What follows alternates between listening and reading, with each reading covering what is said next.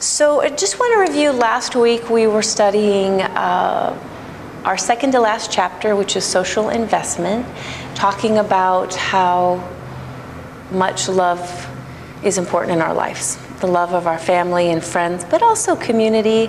We talked about the three jewels in the lotus, the Buddha, the Dharma, and the Sangha, and how beautiful the Sangha is here, our community here. And again, I was saying how beautiful it was that you guys were supporting our two sisters at a difficult time in their lives, but also with the earthquake in Nepal, it was very beautiful how everyone was supporting and wanting to support the people in Nepal as well during this tragic time. And again, it's just, I always thought it was beautiful. Like, here we are in the United States, thousands of miles away from India and Nepal, and how we've become close to this community of monks.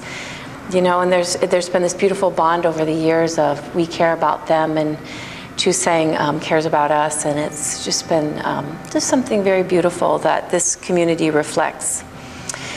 So this week we're continuing on with that. We had Mother's Day. We talked about giving our mothers the honor and love they deserve on this special day, and again how important it is in our lives to have that type of love. So I had shared with you guys on Sunday that I had the privilege of seeing a guest speaker at the Montage on Thursday speak on the topic of gratitude. And I was invited by the corporate organization that I do yoga with, which is WCM in Laguna Beach. And they had brought this speaker on as sort of a surprise for everybody.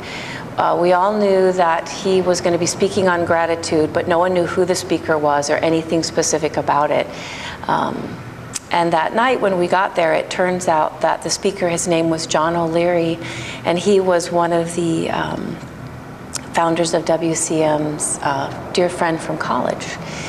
And as it turns out, John's story is a really amazing, inspiring story, that he was burned 95% of his body, third-degree burns, when he was 9 years old. And he had his hands amputated at the time because of the burns.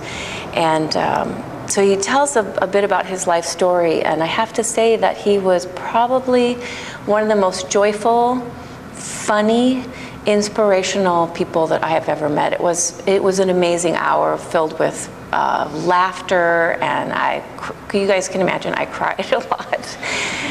But John's story was so beautiful. You know, he started by telling the story of being a young boy in St. Louis, and the older boys in the neighborhood were starting fires on the sidewalks and doing their little fascination with fire.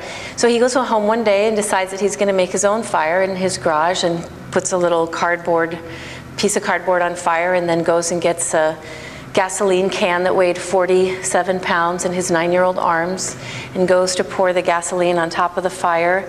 And before the liquid could even touch the fire, the fumes exploded the gasoline can in his hands and exploded him, propelled him 50 feet across the garage, and he was literally on fire. Then he goes on to tell the story of being in the hospital, and again, his entire body is burned. If you know much about burn victims, they have to tie them to the bed with their hands and arms because of the convulsions. And one of the most striking parts of his story was he tells about the St. Louis Cardinals. Baseball was really everything in the Midwest, or very big in the Midwest. And there was an announcer he probably became more famous than a lot of the baseball players, because he was the announcer of the Cardinals for 40 years. His name was Bill Buckman. You guys heard of Bill Buckman? He kind of like has this Walter Cronkite kind of voice. Anyway, part of the story that John tells is how Bill Buckman heard the story about John being in the hospital, and he comes to visit him. And just, this is where I'll just cry if I tell the story, but it's such a beautiful story of this man being moved to want to help John, live. And so he asks the nurse after he sees John, and he says, "When you get out of here, kid, we're going to have a John O'Leary Day at the Cardinal Stadium." And he can't say much more because he's crying. And so he talks to the nurse afterwards, and he says, "Is this kid going to make it?" And they gave John a 0 chance of survival. And she just said, I'm sorry, but he's not going to make it, So he comes back to the hospital every day, and the story of some of the other things that, that he does, because he just takes an interest in his life, and all the way through college. It's a very beautiful story, but I don't have time to tell you the whole story today. I wish I did. So instead, I'm going to read to you something that he wrote on his website after he left Laguna Beach the other day. He has a book coming out, and I hope that you guys all buy it, because I think the presentation we got is in his book. He asked us all 3 really important questions. And those 3 questions you could either play as a victim, or you could play like John has, to just make your life make a difference every day you wake up. So on the quote today, I put his website for you. But I wanted to read this to you guys because it's so fit in with everything that we've been talking about. This is what he wrote on his website that Saturday he left. Mr. O'Leary, please call the courtesy phone. Mr. O'Leary, please call the courtesy phone. Had a late night in beautiful Laguna Beach, and then a 4:15 a.m. wake-up call. So I was a little groggy getting to the airport at 5:30. Got out of the taxi, thanked the man, shut the door, and raced to check in. 20 minutes later, I hear the overhead announcement quoted above. Turns out the cab driver had driven away from the airport, got on the freeway, then noticed a phone sitting in the back seat. He got off the freeway, turned around, back to the airport, parked the cab, walked in, and turned the phone in. My friends, Julio and I had a really nice conversation this morning. Yes, I was tired, but also curious about him. He was finishing his day after 12 hours, and I was just starting mine.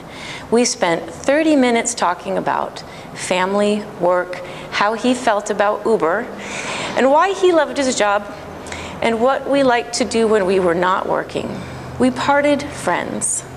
I'm absolutely convinced the kind words we say to others and the generous deeds we do for them are never returned in void. Life has a way of always coming full circle.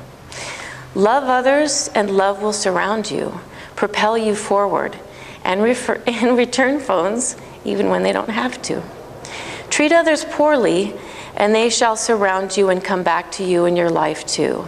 And don't expect your phones returned. Today, choose to treat everybody throughout your day as if they are the most important person in your life at that moment, because in truth, they are. Live inspired. I'm going to end on that note. Namaste.